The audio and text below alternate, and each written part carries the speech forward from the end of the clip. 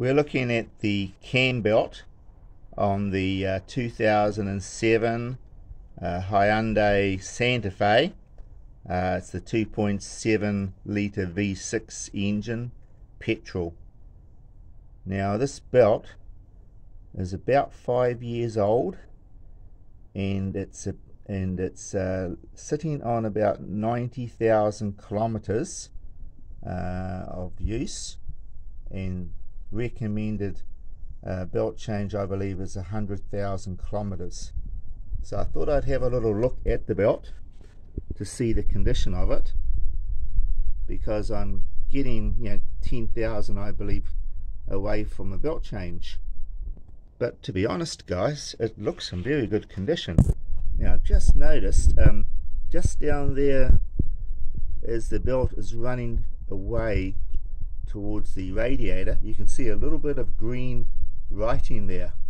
So that'll be the original markings on the belt, which is normally an indication of how the belt is wearing as it goes around the idler pulleys, etc. And I've seen some belts where there's no sign of any text at all, it's completely been rubbed away. So I'm pleased to see that. I don't really want to change this belt prematurely. I don't use the vehicle too much, and if I can get to 100,000 Ks on this belt, I'll be very happy. That's about another 10,000 kilometers away, which for me is probably another year and a half of driving. And I'm actually looking at this now, and I'm going to record this fairly carefully before I box it back up again, so that I can compare it in another 10,000 kilometers. Now it's very easy for you to do this inspection. There are 4 10mm bolts on this cover here, and I used this length of extension so that I could get it in there without getting up against the frame rail, and that worked very well for me. It's got a little rubber seal around it, so you'll have to be a bit careful putting it back on again. Nothing else has to come off. You can undo those 4 bolts, be careful not to drop anything, and you can put the you can pull it out. I did have to twist my serpentine belt slightly sideways to get a little bit of clearance to pull it backwards, but that was a very easy job. So I'm quite heartened on the belt, because I have been a little bit sort of conscious of it. It's one of those things that's in the back of your mind, because if the belt breaks, it's not a very good situation to be in. When I do use this vehicle, I'm often right out in the country doing some long distance driving. In New Zealand we can have a lot of remote areas, so I don't really want to come across have a problem when I'm right out in the country and have to be in for towage fees, etc. Plus I believe it's an interference engine, so there'd be some catastrophic damage done to the heads with the valves. So this is I believe a quad cam engine. Interesting to see how it's operated. It's got a single belt connection onto this camshaft. I believe there's a chain at the back here that picks up the other camshaft. So this front camshaft here will be for the exhaust valves, and this one here just below the oil filler will be for the inlet valves. And I believe there's a little chain at the back here that connects the 2 camshafts together. Interesting design. Most other quad cams that I've worked on actually have both cams pulleys out the front. I've done a few cam belt changes on my previous 300ZXs, and they are of that nature.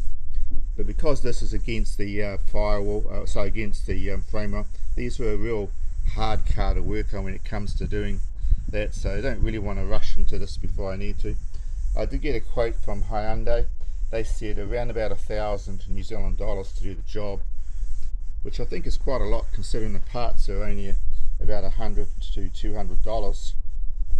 So when it is going to be done, will probably do it myself. I did my earlier Santa Fe 2.7 engine myself, and it's very similar structure. I had to take the wheel off, of course. Biggest problem I had was cracking the bolt on my harmonic balancer. Once I got that cracked off, the rest of the job was pretty straightforward. Okay, I'll just start her up and we'll just get a little look at the belt flying around. not a very nice day here today. We've got a bit of rain.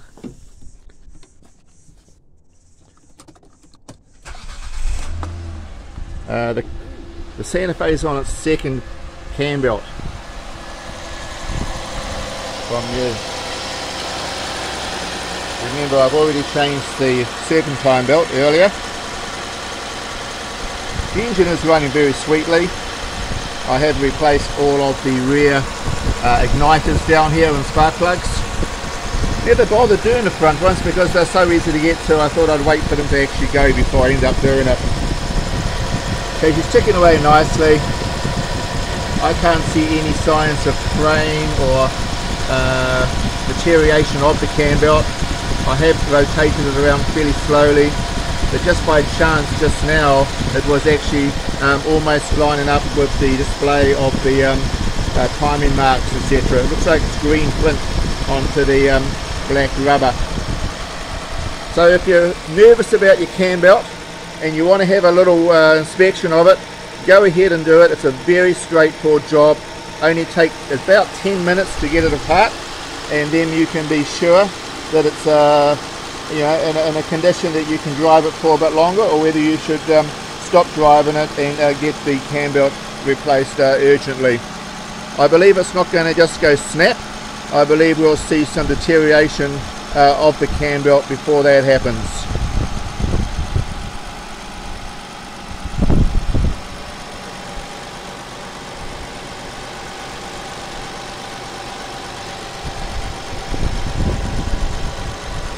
Well, thank you for watching, and I'll box this up and catch you a little bit later on in the next one.